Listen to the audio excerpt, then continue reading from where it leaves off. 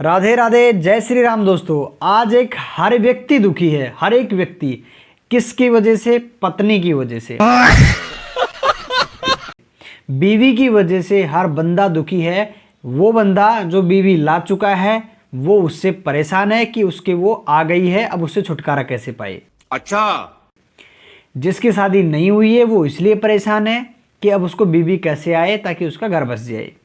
दोनों ही व्यक्ति उस बीवी के लिए खुशी हैं, बीवी दुखी हैं, सॉरी। और जो बीवी जो नाम की एक चीज है वो जिसकी जिंदगी में आ गई उसको भी दुखी कर रही है, जिसकी में नहीं है उसको भी दुखी कर रही है, डायरेक्ट इनडायरेक्ट रूप से। क्योंकि इसका एक जीवता जागता उदाहरण मैं आपको दूंगा। आज की जो घटना है उसी पे टिकी हुई है। दोस्तों, आपने सुना होगा कि कोई व्यक्ति अपनी शादी कराने के लिए मन्नत मांगता है और कहता होगा कि मैं तेरे पैदल आऊँगा, दंडवत, मैं तेरे को दंडवत प्रणाम करते हुए आऊँगा, मैं ज़मीन पे लेटते हुए आऊँगा, मैं अनशन पे रहूँगा, भूखा प्यासा रहूँगा, दर दर भटकता है, मंदिरों में जाता है। लेकिन आज एक ऐसी घटना आपको सुनाने जा रहा हूँ जिसमें एक शख्स ऐसा है जिसकी शादी हो गई है लेकिन फिर भी वो मंदिरों में भटक रहा है और मन्नतें मांग रहा है, देवियों के अनशन पर बैठ गया, व्रत कर रहा है, 9-9 किलोमीटर पैदल चल के नंगे पैर भूखा पिसाया यात्रा कर रहा है। पता है क्यों? अपनी बीवी से तलाक करने के लिए।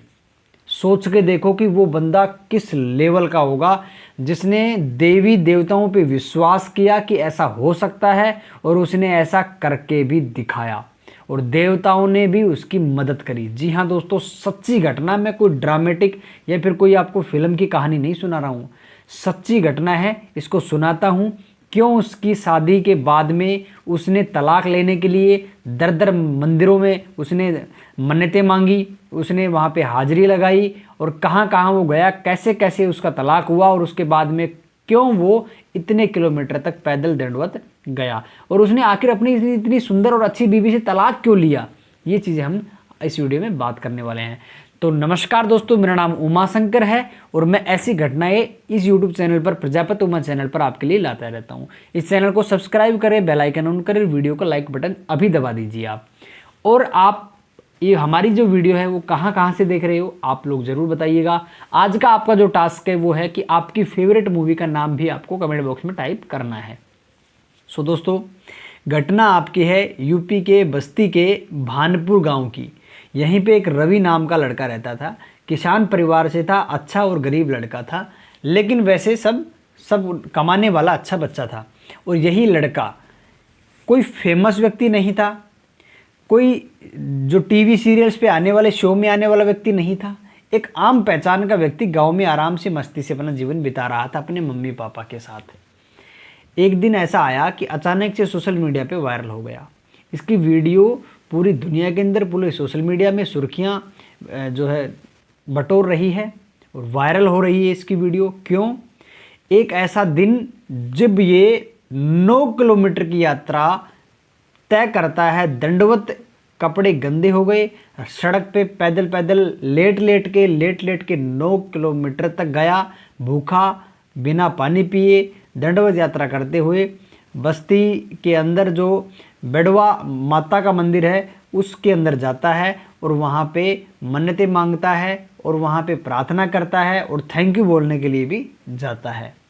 आखिर हुआ कुछ यूँ था, 2022 के अंदर इसकी शादी हो जाती है एक लड़की के साथ और वो लड़की अच्छी लड़की थी, दोनों के साथ अच्छी बन रही थी। लेकिन दुख इस बात का है कि कुछ समय के लिए ही इनकी अच्छी तरीके से बनती है, कुछ समय बाद इनके लड़ाई झगड़े शुरू हो जाते हैं। आप लोग बताइए दोस्तों, आपके हिसाब से सबसे ज़्यादा जो बड़ा रीज़न है वो क्या होगा? कौन कौन से ऐसे रीज़न हैं, फैक्टर्स हैं जो एक घर में पति और पत्नी की लड़ाई का कारण बनते हैं? आप लोग कमेंट में लिखिए। अलग अलग व्यक्ति अलग अलग कारण बताएगा तो वो सारे कारण हम लोग जान सकते हैं कमेंट बॉक्स में एक दूसरे के पढ़ के, और हम उन कारणों को कम से कम करने का प्रयास कर सकते हैं और हमारा जीवन बेहतर हो सकता है। तो आपके जीवन में ज़्यादातर लड़ाइयाँ क्यों होती है अपनी पत्नी के साथ, वो वाला कारण आप लिखिएगा कमेंट बॉक्स में ताकि सबको पता चले। और ऐसा ही कुछ कारण था कि इनके लड़ाई झगड़े बढ़ने लगे, धीरे धीरे करके इनमें तनाव आने लगा। रवि नाम का जो लड़का है अपनी वाइफ के साथ रहते भी अकेला महसूस करने लगा और उसको अकेलापन धीरे धीरे खाने लगा। वो टॉर्चर इस लेवल का हो गया कि उसने सोच लिया कि अब मैं इस बीवी के साथ नहीं रह सकता। लेकिन उसने एक चीज़ बढ़िया करी। हम रोज आपको कहानी सुनाते हैं कि किसी ने अपनी पत्नी को ठिकाने लगा दिया, किसी ने अपनी वाइफ पति का जो है काम तमाम कर दिया, यानी कि उसका जीवन समाप्त कर दिया, उसको ठिकाने लगा दिया, उनका जीवन छीन लेते हैं, उनको मार देते हैं। ऐसा वाला जो काम है वो इस लड़के ने नहीं किया। ये एक अप्रिशिएट करने वाला काम है। इसने देवी देवताओं का सहारा लिया, आस्था का सहारा लिया, वो एक अलग मुद्दा है। इसने इससे छुटकारा पाने का फैसला किया। ये बहुत अच्छी चीज़ इस लड़के ने करी, इसलिए आज ये वायरल हो रहा है। दोस्तों, इनके लड़ाई झगड़े का एक ऑफ द रिकॉर्ड कारण है जिसकी पुष्टि नहीं हुई है, लेकिन जो सामने निकल के आ रहा है वो यही है कि इसकी पत्नी के अफेयर्स थे बाहर कहीं और अन्य लड़कों से। इसकी वजह से ये थोड़ा सा डिस्टर्ब रहता था, समझाने का प्रयास करता था, इसी को लेके बार बार लड़ाई झगड़ा बढ़ जाते थे। और लड़ाई इस तरीके से बढ़ जाती थी कि इसकी वाइफ इसको काफ़ी दिन तक नहीं बोलती थी और नाराज़ होकर अपने मायके चली जाती थी।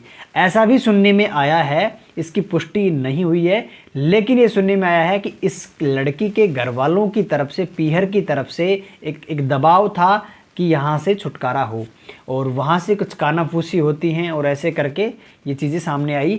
लेकिन आप लोगों को क्या लगता है कि जो भी कोई वधू होती है, नई बहू बन के आती है और वो अपने ससुराल में जाती है, तो उसका जो बैकग्राउंड एरिया है उसके अंदर उसकी मम्मी पापा, भाई बहन, भाभी, ये जो लोग हैं उनका कितना रोल रहता होगा यहाँ पे इस परिवार की स्थिति बिगाड़ने के लिए?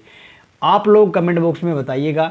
दोस्तों, ऐसे भी रीज़न सामने आते हैं कि वहाँ का दबाव और वहाँ के कानाफूसी के कारण भी कई बार रिश्ते खराब हो जाते हैं। लेकिन जब वो बार बार गांव जाने लगी और बार बार रिपीटेशन टाइम में करने लगी, तो इसका पति और ज़्यादा परेशान हो गया, घर वाले भी, इसके सास ससुर भी परेशान हो गए। तब उसके बाद में इसने फैसला किया कि मैं मेंटली बहुत टॉर्चर हो चुका हूँ, अब मैं इस वाइफ से पीछा छुड़ाना चाहता हूँ। वो बेचारा मंदिर गया, दरगाह गया, बेचारा एक भी ऐसा कुछ भी माता का, देवी देवताओं का स्थान नहीं छोड़ा जहाँ उसने हाथ नहीं जोड़े, प्रसाद नहीं बोला, मन्नतें नहीं मांगी, व्रत नहीं किया। बहुत परेशान हो गया। एक बार वो 9 किलोमीटर दूर बेड़वा माता के मंदिर जाता है और वहाँ कहता है कि माता रानी, आप मुझे बस एक चीज़ करा दीजिए, इस वाइफ से छुटकारा दिला दीजिए। अगली बार मैं जब आऊँगा माता, तो मैं आपके लिए दंडवत आऊँगा, खाना पीना सब कुछ त्याग के। और ऐसा ही कुछ दिनों में होता है। माता रानी उसकी सुन लेती है, ये चमत्कार हो जाता है उसकी लाइफ के अंदर। लोग भी हैरान थे कि ऐसा कैसे हो सकता है। वो होने के बाद में उसका जो है एक अपील जाती है। मार्च 2026 में इसका फैसला आता है कि इसका डाइवोर्स हो जाता है। इसके आपसी रिश्ते सही नहीं थे, इस बिहाफ पे इसने डाइवोर्स लिया और कोर्ट ने इनको अनुमति दे दी, इनका डाइवोर्स हो जाता है। इसकी वाइफ अपने पीहर वापस चली जाती है। अब ये नो टेंशन हो गया और इतना प्रसन्न, भाई प्रसन्न चित्त, मन प्रफुल्लित होके ये ऐसे फैसला लेता है कि अब जैसा कि मैंने माता को वादा किया था कि मैं उसके दर तक जाऊंगा और दंडवत प्रणाम करते हुए जाऊंगा और प्यासा और भूखा जाऊंगा, ऐसा ही करता है। सुबह 9 बजे चलता है और लगभग 12 घंटे की यात्रा करके, 9 किलोमीटर की यात्रा करके, और ये बेचारा दंडवत रोड पे ऐसे ही इसके खून से घुटने पैर लहू लुहान हो जाते हैं और ये जाता है और वहाँ पे थैंक यू बोलता है। लेकिन इसको जरा सा भी गम नहीं था, उस दुख का जरा सा एहसास नहीं था जो सड़क पे उसको हो रहा था। किंतु जब लोगों ने देखा तो ये चीज़ से वो बहुत ज़्यादा हैरान हो गए कि इसको दुख क्यों नहीं हो रहा। दोस्तों, आपने कभी भी देखा होगा कि अगर कोई बड़े दुख से आप छोटे दुख में आए हो तो उसका एहसास बहुत कभी नहीं होता, बहुत कम होता है। और आपको ये भी पता होगा कि आप इतने बड़े दुख को, अगर आपको पता लग जाए कि ये नहीं होगा, अगर आप इतना दुख ले लोगे, उस बंदे के माइंड में इतना ज़्यादा टॉर्चर था, वो इतना ज़्यादा परेशान था कि उसने डिसीजन ले लिया कि मैं उस दुख से तो बढ़िया रहूँगा अगर मैं रोड पे छिल के खून बहा के अगर मैं पहुँच जाऊँगा माता के मंदिर। और वो पहुँच जाता है और माता को थैंक यू बोलता है। आज वो पूरे देश के अंदर तेज़ी से वायरल हो रहा है। दोस्तों, आप इस लड़के के बारे में क्या कहना चाहोगे? क्या इसको भी एक क्राइम सीन क्रिएट कर देना चाहिए था, या फिर इसने जो फैसला लिया वो बढ़िया किया? मेरे हिसाब से इसको सही फैसला यही लेना चाहिए था कि उससे सरकारी तरीके से छुटकारा उसने पा लिया। अगर नहीं रहना चाहता था, उसको वो वाले काम नहीं करने चाहिए थे जो किसी के प्राण और जीवन छीन लिए जाते हैं। बहुत अच्छा रवि भाई, आपके लिए बहुत बहुत मैं दिल से आपको तहे दिल से शुक्रिया करता हूँ, अप्रिशिएट करता हूँ। उसकी ज़िंदगी थी, वो अलग जीना चाहती थी, उसको आपने आज़ाद किया। ऐसे पंछी को कैद नहीं करना चाहिए जो वो आपके साथ रहना ही नहीं चाहता है। उसको आज़ाद किया, उसकी ज़िंदगी भी आज़ाद, वो भी अपनी मस्त जिएगी, ये भी अपने जीवन को अच्छे से चला सकता है। आगे जो भी होगा, ये क्या फ़ैसला लेता है इसके ऊपर डिपेंड करता है। लेकिन दोस्तों, आप लोग क्या सोचते हो इस रिश्ते के बारे में, और आप लोगों को जो मैंने टास्क दिया है कि क्या क्या कारण ऐसे हैं कि लड़ाई झगड़े होते हैं, वो ज़रूर बताइएगा। और thank you so much video यहाँ तक देखने के लिए। चैनल को सब्सक्राइब कर लीजिए, क्योंकि कल शाम फिर हम 7 बजे मिलने वाले हैं एक नई वीडियो के साथ। तब तक के लिए नमस्कार, थैंक यू, जय श्री राम।